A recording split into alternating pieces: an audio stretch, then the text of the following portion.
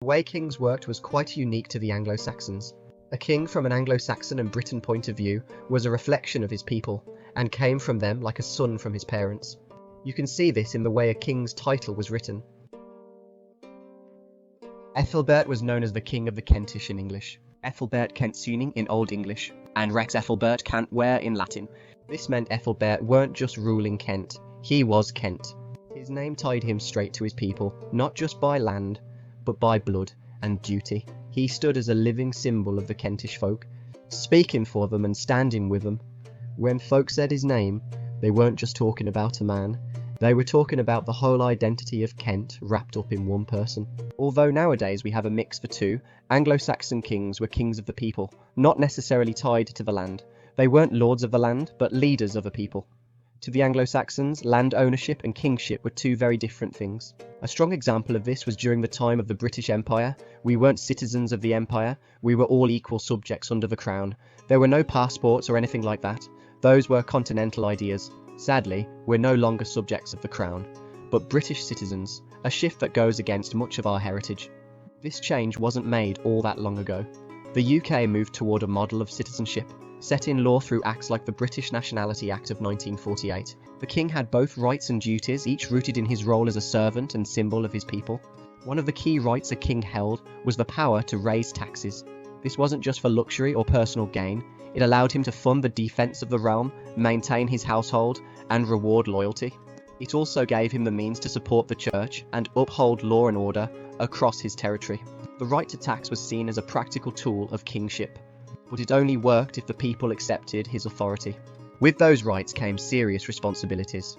First and foremost, the king was expected to protect his people and their property. This wasn't just military defence, though that was part of it. It also meant keeping peace within the kingdom, settling disputes, and stopping theft, raids, or violence.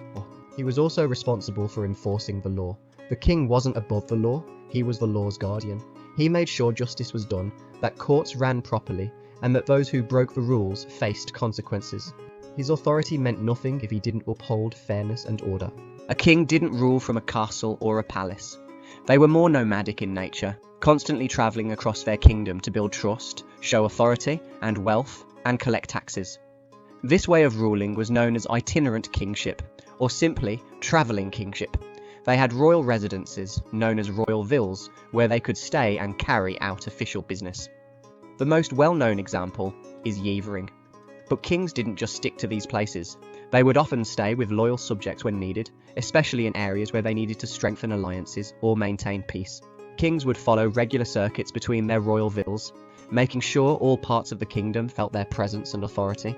They didn't pause their duties while travelling either. In fact, many kings held law courts on the road. Some even built small raised stages so their people could see them in action, delivering justice and showing they were doing their duty. All these royal locations, wherever they went, were usually centred around a great hall, or sometimes several halls, which acted as the heart of the king's court and power. While on the move, hunting parties would often take place, not just for food, but for a bit of fun.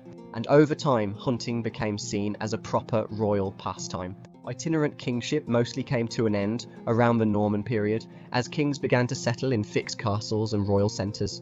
However, hunting carried on as a royal tradition, since it was already well established in Europe and fit neatly into the Norman way of ruling. Be sure to check out my other channel, History Sticks, for the complete, longer and comprehensive video.